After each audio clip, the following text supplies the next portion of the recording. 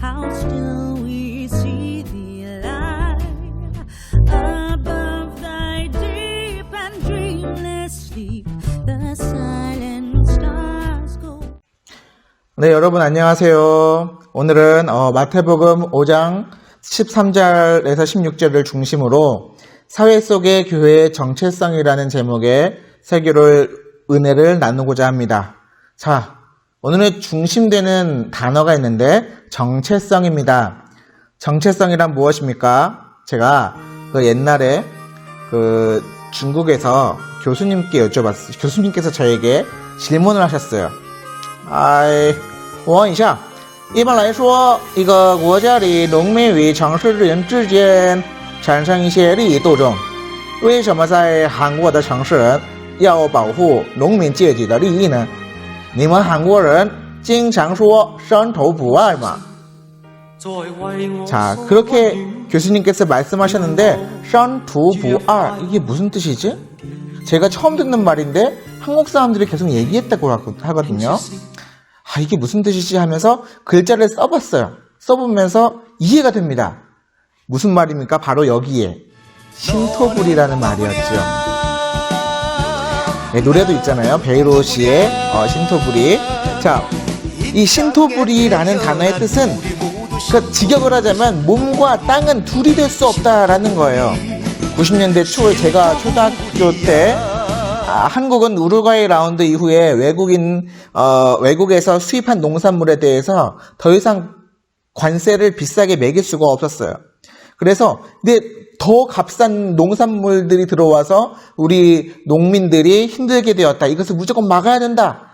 이런 마음에서 신토불이라는 말이 유행하게 되고 같은 슬로건으로 유행했었죠. 우리의 것은 소중한 것이요 라고 해서 그런 우리나라 음식을 먹자. 우리나라 사람은 우리나라 음식을 먹어야 한다 라는 그런 말들이 유행했었습니다. 세계화라는 것에 처음 맞이한 한국인은요, 자신을 지키고 싶은 그런 정체성이 그렇게 발동된 것 같아요. 그리고 이런 우리나라 사람의 정체성을 알 수가 없는 중국 교수님에게 있어서 도대체 신토불이가 무슨 뜻이지? 이해할 수 없는 거예요. 왜? 중국 사람들의 정체성은 싸움이잖아요.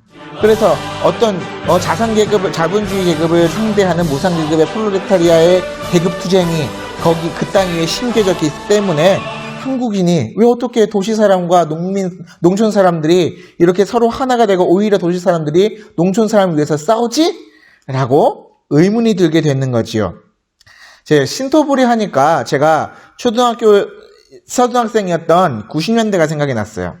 그때 하도 피자, 햄버거가 크게 유행을 하고 있어서요. 저는 그 사회 시간에 저희 담임 선생님한테 이런 질문을 했어요. 야, 한국 사람들이 이제는 저도 그렇지만 햄버거를 좋아하고 피자를 좋아해서 더 이상 쌀밥을 찾지 않을 것 같아요.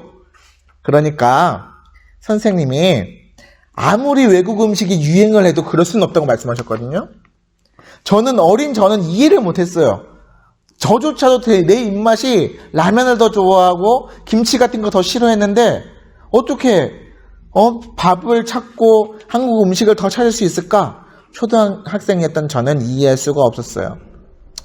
그런데 이제 시간이 20년이 더 거슬러서 30대인 저는요, 밥이 없이는 살 수가 없는 거예요.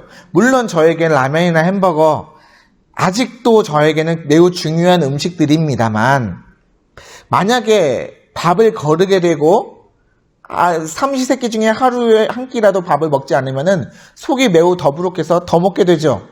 그러니까 야식을 먹게 되니까 살이 더 찌고 그런 악영향이 분명히 있습니다. 그렇기 때문에 저도 한국인이기 때문에 밥에 대한 정체성이 있는 거죠. 변하지 않는 거예요. 바로 이것이 정체성입니다. 어떠한 사회와 환경이 변해도 변하지 않는 것. 이게 바로 정체성이라는 거죠. 아이덴티티라고, 영어로 아이덴티티라고 하는데, 자, 그래요. 그렇기 때문에 저는 오늘, 밥심, 한국인의 정체성이죠. 그렇기 때문에 오늘의 이것을 도달하기 위해서 앞에 신토부리도 얘기하고, 피자, 햄버거에서 밥까지 얘기를 했습니다만, 결국 오늘 말씀드리고자 하는 주제는 이겁니다. 한국 사람들이 밥을 떠나 살 수 없듯이 성도는 교회를 떠나 살 수가 없는 게 성도의 정체성이지요. 만약에 이것이 우리의 정체성이 아니었다면 우리가 그렇게 욕을 먹고 세상 사람들 앞에서 그렇게 부끄러워 얼굴을 들지 못한다 할지라도 우리가 여전히 예배를 사모하고 교회를 사모하는 이유가 있을 턱이 있을까요? 역설적으로 우리는 여전히 예배를 사모합니다.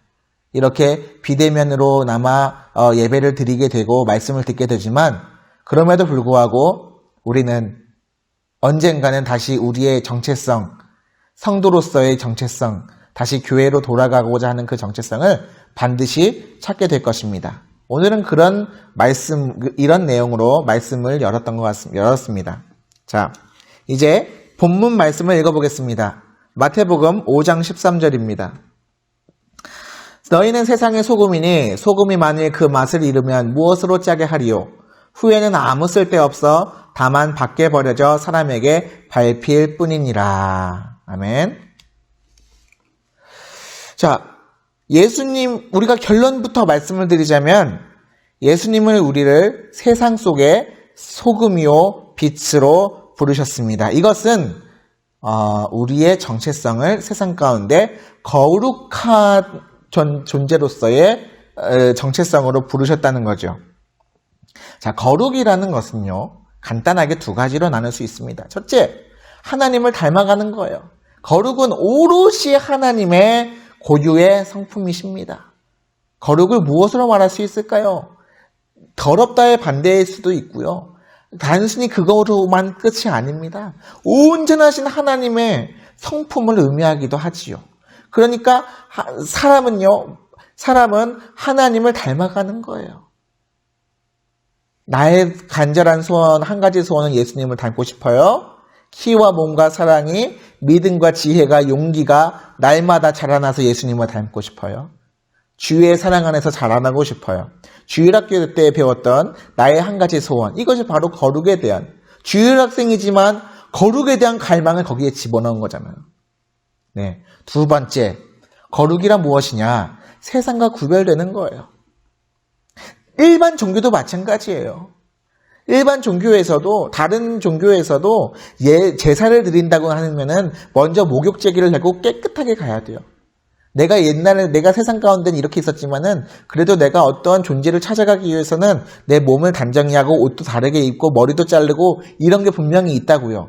하물며 기독교일까요? 교회는 어떨까요? 세상과 분명히 달라야 한다. 이것이 바로 거룩의 두 번째 의미인 것입니다. 그래서 세상 사람들이 교회를 핍박하는 건 당연한 거예요. 왜? 십자가의 복음은요, 그 세상 사람들의 죄를 건드리기 때문이에요. 죄를 들춰내기 때문이에요.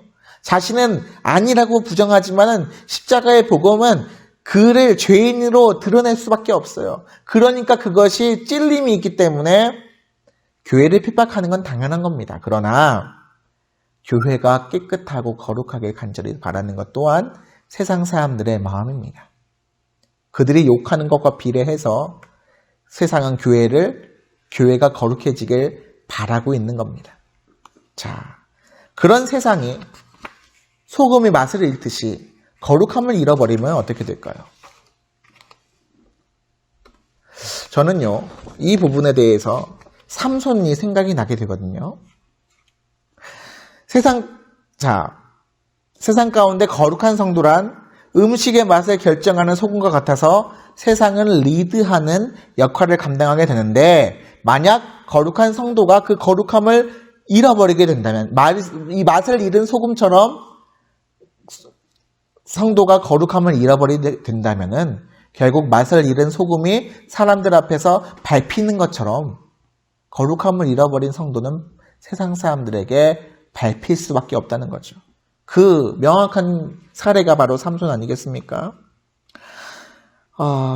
우리는요, 우리 머릿속에 삼손은 어떤 사람인가요? 힘만 더럽게 세고 어리석은 사람으로 보이시나요? 아닙니다. 삼손은 거룩함으로 봐야 합니다. 우리는 삼손을 욕할 자격이 없고요. 삼손의 깊이를 우리는 결코 알기 힘듭니다. 그 누구보다도 구약에서 천사로부터 수태고지, 태어남을 예고받은 정말 몇 안 되는 사람이기 때문입니다. 하나님은 삼손에 대해 크게 기대하셨던 거예요. 네. 그래서 그는 날 때부터 나실인 거룩히 구별된 태중에서부터 거룩히 구별된 사람으로 평생에 머리에 칼을 대지 아니하고 포도주를 입에 대지 아니해야 되었습니다. 그러나 우리도 알다시피 삼손이 포도주도 많이 마시고 시체도 많이 가까이 하고 오히려 이스라엘의 구원을 위해서 블레셋 사람들을 많이 죽이게 됩니다. 그런데 하나님께서 그때마다 역사하셔서 그에게 초자연적인 힘으로 홀로 힘으로 몇천 명이 되는 블레셋 군대들을 다 무찌르게 하셨지요. 그런데 삼손에게 마지막 남은 거룩한 표징이 있으니 바로 나시린임을 상징하는 하나님께 날 때부터 바쳐진 제물된 사람임을 상징하는 머리카락입니다. 평생 머리 삭도를 대지 아니한 머리카락. 삼손도 분명히 이 거룩함의 표징이 자신의 힘의 근원임을 알고 있었습니다. 마찬가지로 성도는 거룩함이 바로 힘의 근원임을 아십니까? 삼손이 자신의 탐욕과 미혹된 것에 의해서 스스로의 거룩함을 버렸을 때에 교회가 세상을 쫓아서 삼손처럼 스스로 거룩함을 버리고 세속됨을 쫓았을 때에는 삼손처럼 버림받게 되는 겁니다. 그가 거룩함을 잃어버리게 되었을 때 그의 거룩함의 근원으로 하는 하나님의 영과 그리고 하나님의 영에 의한 힘은 더 이상 나오지 않았습니다. 그리고 그는 밧줄에 묶여가지고 두 눈이 빠져서 연재 맷돌을 메어야 했었습니다. 맛 잃은 소금이 사람의 발에 밟힌 것과 같이 거룩함을 잃어버린 삼손은 거룩함을 잃어버린 교회는 이와 같이 세상 가운데에 핍박을 당하게 되는 것입니다. 네, 그래서 마태복음 5장 13절에 예수님은 우리에게 경고하신 것이지요. 맛 잃은 소금처럼 세상 사람들 앞에 밟히지 말고 너희는 맛을 잃지 않도록 거룩함을 지킬 수 있도록 하라. 이게 예수님의 말씀인 것입니다. 자, 두 번째 본문 14절에서 15절 말씀이죠. 너희는 세상의 빛이라. 산 위에 있는 동네가 숨겨지지 못할 것이요 사람이 등불을 켜서 말 아래 두지 아니하고 등경 위에 두나니 이러므로 집안 모든 사람에게 비치느니라. 아멘. 예수님은 우리를 또한 세상의 빛이라고 하셨습니다. 이 빛은요, 성경의 곳곳에 찾아볼 수가 있어요. 이 짧은 시간에 우리가 빛에 대해서 성경에서 빛을 주제로 하여서 좀 한번 훑어보도록 하겠습니다. 먼저 창세기 1장 1절에서 5절 말씀이에요. 잘 아시지만 제가 한번 읽겠습니다. 태초에 하나님이 천지를 창조하시니라. 땅이 혼돈하고 공허하며 흑암이 깊음 위에 있고 하나님의 영은 수면 위에 운행하시니라. 하나님이 이르시되 빛이 있으라 하시니 빛이 있었고 빛이 하나님 보시기에 좋았더라. 하나님이 빛과 어둠을 나누사 하나님이 빛을 낮이라 부르시고 어두움을 밤이라 부르시니라. 저녁이 되고 아침이 되니 이는 첫째 날이니라. 아멘. 예. 태초에 하나님께서 천지를 창조하실 때 맨 처음 창조하신 것은 빛이십니다. 빛입니다. 그리고 우리는 하나님께서 빛부터 창조하심을 통해서 하나님의 창조하신 그 특징을 알게 되죠.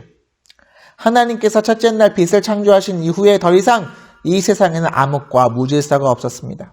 하나님의 창조는요, 그 특징이 계획이고 질서예요. 반대로 창조론과 반대되는 개념이 사실은 진화론이지 않습니까? 이 진화론의 특징이 뭡니까? 무질서예요. 계획이 없어요. 우연이에요. 그래서 우연히 어느 순간에 우주라는 공간에 빅뱅이라는 폭발이 있었다. 왜 있었는지도 모르고 그냥 우연히 폭발했다. 어떤 의미 두지 마. 그냥 폭발했대. 이거예요. 두 번째, 우연히 생물이 진화해서 사람이 되었대. 우연히. 아무런 의미가 없어요. 계획도 없어요. 무질서해요. 자, 그럼 반론이 여기 있어야겠죠.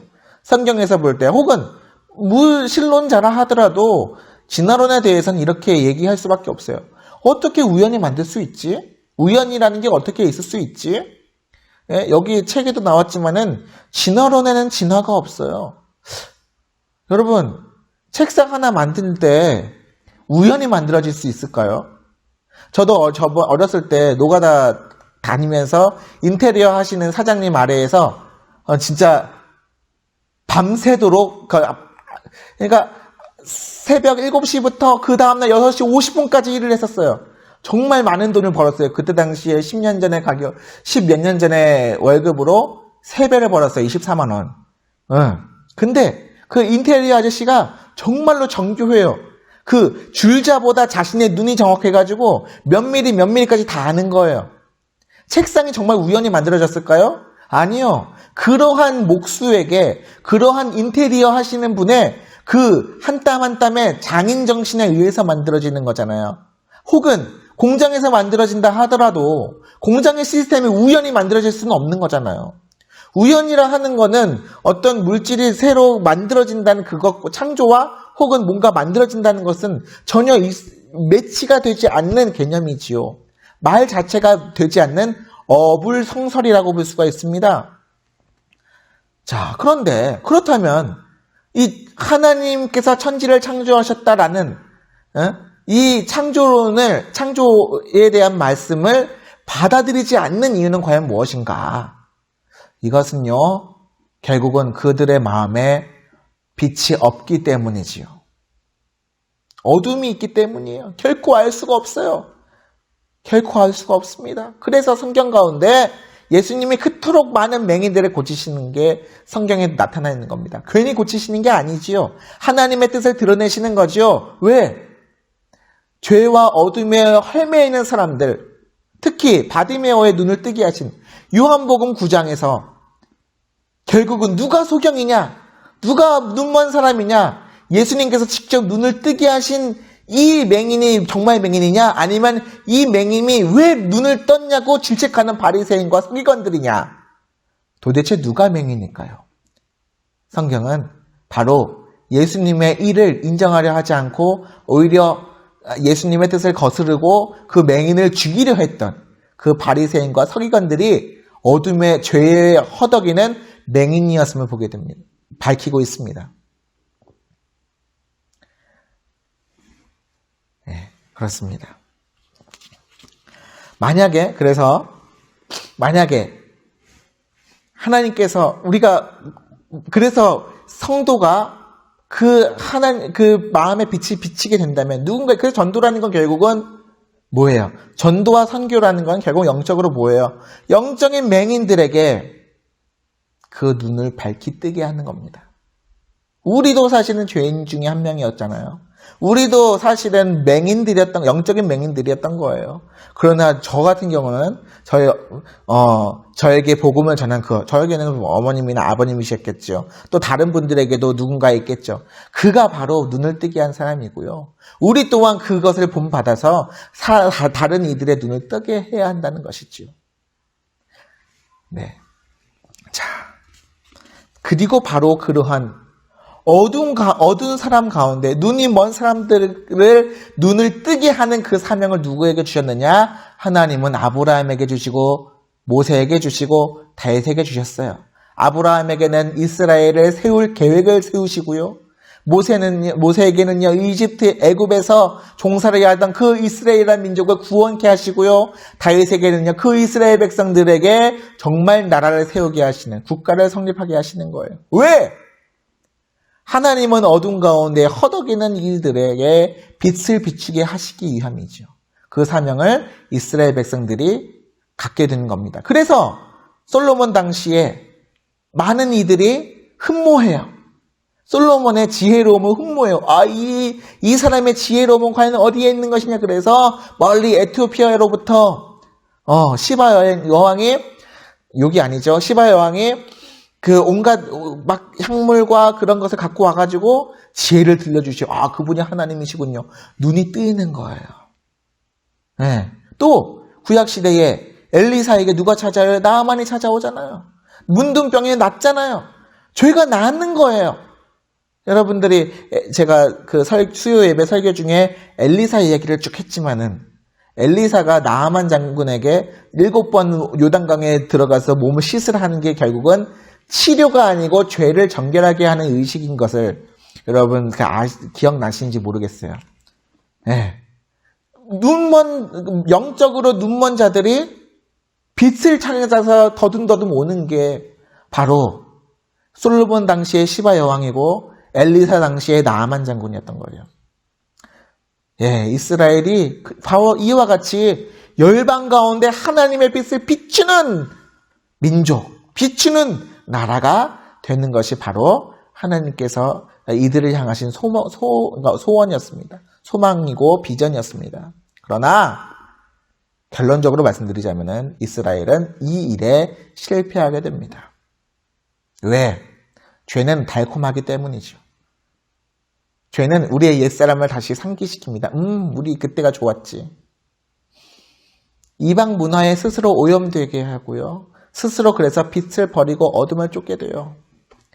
이사야 2장 5절에서 6절 말씀이에요. 야곱 족속아 오라 우리가 여호와의 빛에 행하자. 이사야의 선포에는 애통함이 가득합니다. 왜? 이사야 2장 6절에 주께서 주의 백성 야곱을 버리셨음은 그들에게 동방 풍속이 가득하며 그들이 블레셋 사람들 같이 점을 치며 이방인과 더불어 손을 잡아 언약하였음이라. 왜 어둠을 쫓느냐? 그러면 너희가 하나님께서 버리실 텐데 우리가 빛에 나와야 되지 않겠느냐?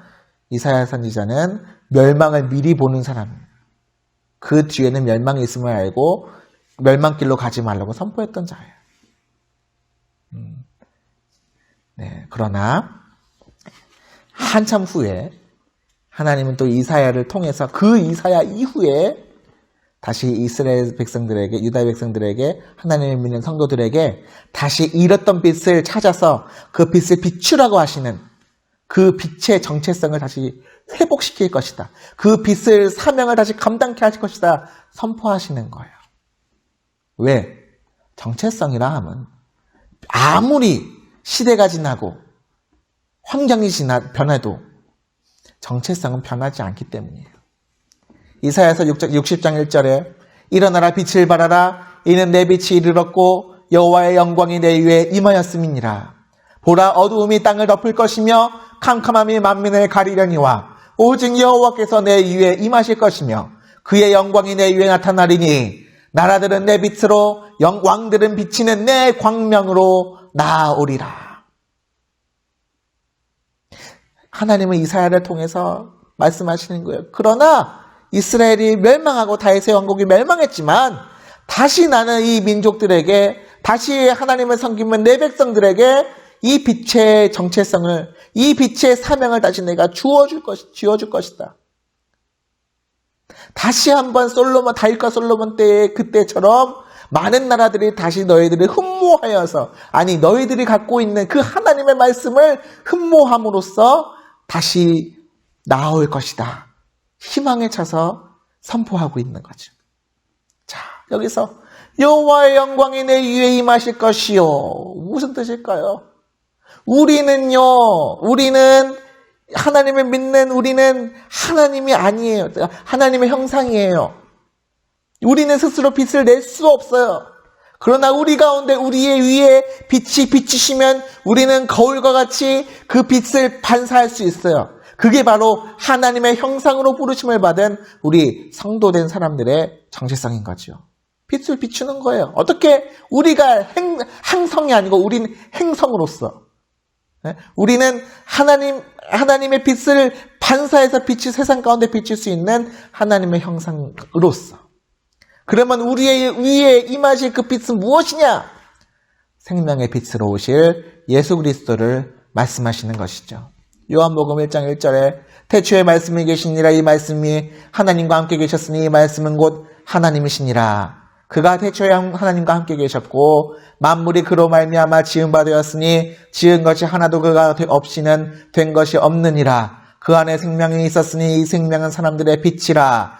네, 생명은 사람들의 빛이라. 이 생명이 있는 그 빛으로 오신 예수님. 우리에게 임하셨잖아요. 이게 뭐예요? 그러니까 요한복음 1장은요. 창세기 1장을 기억하는 사람들에게 이거는 어디서 봤었는데? 생각해보니까 창세기 1장 1절의 내용이다 라고 연상하게 되는 그런 내용이에요. 하나님께서 예수 그리스도를 통해서 이 땅을 다시 창조할 것이다. 이것을 말씀하시는 거죠. 그러면 우리 위에 임하시는 하나님의 영광은 결국 무슨 말씀이실까요? 그러니까 결국은 예수님께서 우리의 머리, 우리 위에 계심으로써 예수님의 거룩함, 예수님의 보혈의 그 공로와 그것에 힘입어서 덧입어서 세상에 그리스도의 빛을 비추라. 누가? 그리스도의 지체된 머리가 되신 예수님께서 머리가 되신 그 교회로서 예수님의 지체가 되는 우리 교회들로 하여금 그리스도의 빛을 비추라. 이것이 바로 하나님께서 교회를 향하신 빛의 사명의 빛의 정체성의 구체적인 모습입니다. 자, 그 다음에 마태복음 5장 16절 같이 읽겠습니다. 이와 같이 너희 빛이 사람 앞에 비치게 하여 그들로 너희 착한 행실을 보고 하늘에 계신 너희 아버지께 영광을 돌리게 하라. 자, 여기서 착한 행실은요, 세상의 도덕이 아니에요. 남들을 좀 더 이롭게 해야지. 우리가 남을 좀 더 불쌍하다. 아이고 불쌍하구나. 우리가 도와줘야겠다. 우리가 이 사람들 잘 먹게 해줍시다. 우리가 뭔가 도와줍시다. 단순히 이런 것이 아니에요. 이 착한 행실은 세상 사람들이 결코 할 수 없는 것인데 하나님 말씀에 순종하는 것을 말합니다. 근데 조건에 붙어요. 예수님께서 가르쳐 주신 그대로 지켜 행하는 것이에요. 예수님께서 말씀하시죠. 요한복음 13장 13절 14절에 너희가 나를 선생이라 또는 주라 하니 너희 말을 옳도다. 내가 그러하다. 내가 주와 또는 선생이 되어 너희 발을 씻었으니 너희도 서로 발을 씻어주는 것이 옳으니라. 예수님의 말씀은 어렵지 않아요. 다시 하나님의 말씀은 어렵지 않아요.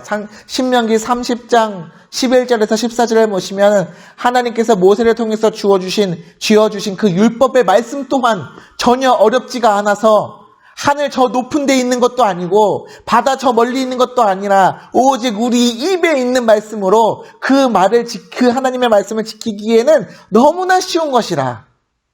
단 하나님께 순종하기만 한다면 그러나 우리도 마찬가지지만 우리의 마음의 완악함으로 우리의 허물과 우리의 죄로 인해 아시잖아요. 우리의 고집 아집으로 인해 목이 곧아서 하나님의 말씀을 결코 순종하기 쉽지 않습니다. 그렇기 때문에 예수님께서 우리 가운데 임하시는 거예요. 하나하나 유치원 선생님께서 화내지 않고 될 때까지 자, 옷은 이렇게 입어야 돼. 신발은 이렇게 신어야 돼. 화장실 갈 때에는 꼭 오줌은 화장실 가서 넣어야 되고 다 하나하나 예수님께서 직접 행하시고 너희도 이와 같이 하라. 자, 이렇게 하는 거야. 이웃은 이렇게 사랑하는 거야. 너희도 이와 같이 하라. 또 누구는 이렇게 해야 할 때가 있는데 이렇게 하면 돼. 너희도 이와 같이 하라. 하나님의 말씀이 쉬움에도 불구하고 우리가 따르지 않으니까 예수님께서 또한 오셔서 우리에게 하나님의 말씀은 이렇게 지키는 거야 라고 친절하게 가르쳐 주신 거예요. 우리는 그대로만 하면 됩니다. 그대로만 하면 됩니다. 베드로전서 4장 11절에 베드로가 말했어요. 만일 누가 말하려면 하나님의 말씀으로 하는 것 같고 누가 봉사하려면 하나님이 공급하시는 힘으로 하는 것 같이 하라. 이는 범사의 예수 그리스도로 말미암아 하나님이 영광을 받으시게 하려 함이니 그에게 영광과 권능이 세세에 무궁하도록 있느니라. 아멘. 예수님께서 가르쳐주신 대로 누가 말할 때에는 하나님의 말씀을 하는 것 같이 하고, 누가 봉사하려면 예수님께서 가르쳐주신 대로 하나님이 공급하시는 힘으로 가는 것 같이 하라. 이는 범사에 예수 그리스도로 모든 일에 예수님으로 말미암아 하나님께 영광을 받으시게 하려 함이니, 그 하나님께 영광과 권능이 세세에 무궁하도록 있기 때문이다. 아멘. 베드로가 말하는 거죠. 네. 또 그 하나님, 예수님의 말씀, 예수님께서 가르쳐 주신 대로 하나님의 말씀에 순종하는 것이 하나님께 영광 돌린다고 베드로 사도가 얘기했잖아요. 또 예수님의 말씀에 순종하는 삶이요, 결국 하나님께 우리 자신을 산 제물로 드리는 영적 예배다 라고 바울이 말하잖아요. 로마서 12장 1절에 그러므로 형제들아, 내가 하나님의 모든 자비하심으로 너희를 권하노니 너희 몸을 하나님이 기뻐하시는 거룩한 산 제물로 드리라. 이는 너희가 드릴 영적 예배니라. 순종이라 함은 결국 우리를 죽이는 거예요. 우리가 스스로 죽지 못했기 때문에 구약시대에 그렇게 양을 잡아오게 하고 소를 잡아오게 하시고, 우리가 스스로 하나님 앞에 나아갈 수 없음을 그렇게 가르치신 거고, 또 우리가 순종하기 어렵기 때문에 예수님께서 십자가에 못 박힘을 당하시고 죽으시고 그 보혈의 흘리심을 보게 하시며 이와 같이 순종하라고 말씀하시잖아요. 우리가 예수님의 십자가, 그 보혈을 흘리신 골고다 언덕 아래에서 내가 잘났다라고 말할 사람이 과연 누가 있겠습니까? 우리는 이와 같이 거룩한 제물이 되어야 합니다. 자, 말씀을 맺겠습니다. 안타깝게도 오늘 한국교회의 상황 가운데에 교회는요, 맛 잃은 소금같이 그 하나님께서 주신 거룩한 정체성을 잃어버린 자들과 같습니다. 그런데요, 그래도 우리는 소망을 보게 됩니다. 하나님은 왜 예배를 빼앗아 가셨을까? 이 코로나19 가운데에 다른 종교들은 그렇게 완만하게 되고 다른 곳에는 그래도 저기가 되는데 왜 사람들을 통해서 우리는 이렇게 많은 괴로움을 느끼게 되고 우리는 예배를 드리는 것마저도 자유로울 수 없을까? 왜 하나님은 그런 것을 허락하셨을까? 이 질문의 답을 저는 여기서 찾았습니다. 누구보다도 하나님은 예배를 회복을 원하세요. 누구보다도 하나님은 우리 성도들의 회복을 원하십니다. 그렇기 때문에 역설적으로 하나님은 우리에게 어떻게 하면 예배를 회복할 수 있는지, 어떻게 하면 우리의 삶을 정말 진정한 예배, 의미의 예배로서의 삶이 될 수 있는지를 이 상황 가운데 던지셔서 기회를 주시는 겁니다. 세상 사람들이 이와 같이 한국 교회를 핍박하는 건요, 그것과 비례하고 아니면 더해서 교회가 제발 소금의 역할을 하기를, 빛의 역할을 감당하기를 간절히 바라는 겁니다. 우리는 이 코로나19 상황 속에서 세상 만물이 이와 같이 변하고 있음을, 왜곡되고 상처입고 되는 모습을 우리는 보게 됩니다. 이 모든 것 우리도 알고 있잖아요. 인간의 욕심에 의해서 인간의 탐욕이 얼마나 대단한지, 그린란드의 빙하를 녹이고 호주의 산불을 내게 하고 우리보다 큰 존재인 이 세상을 병들게 하지 않습니까? 교회가 하나님께서 주신 거룩함을 회복해야 합니다.